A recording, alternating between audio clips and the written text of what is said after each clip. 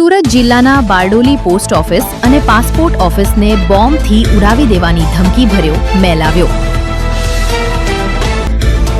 બારડોલી સ્થિત post office અને passport ઓફિસને ઈ-મેલ કરી ઉડાવી દેવાની અપાઈ ધમકી।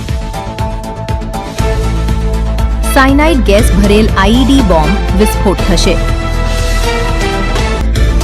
ઈ-મેલમાં જણાવ્યું હતું કે સમય 1:15 મિનિટ સુધીમાં ઓફિસ ખાલી કરાવી નાખજો, નહીં તો બોમ્બ ફૂટશે।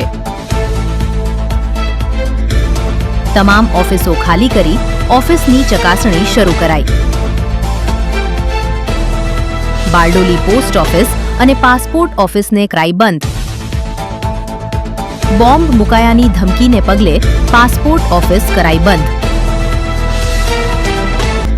પાસપોર્ટ ઓફિસના અધિકારીઓ દ્વારા પોલીસને જાણ કરાઈ।